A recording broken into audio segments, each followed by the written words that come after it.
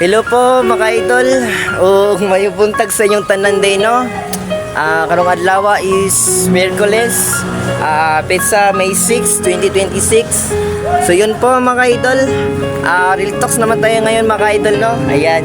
Ito na sa mga nag-aabang-abang diyan ng real talks natin. So yun po no. Kasangkapan lang po ang pera para ikaw ay sumaya.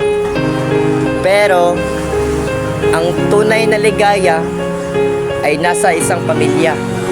So yun po mga idol no. O God bless yung tanan. Mayubuntag o have a nice day. Amping mong tanan diya kanunay. Kasaman mo karon. So yun lang po mga idol no. O daghang salamat. Naligaw karon di sa ano sa Gately mga idol. Dito pa rin po sa Talumo, sa Larua Village. Shout out sa inyo dyan, sa mga tropa pits natin dyan. So, yun po maigsunan, no?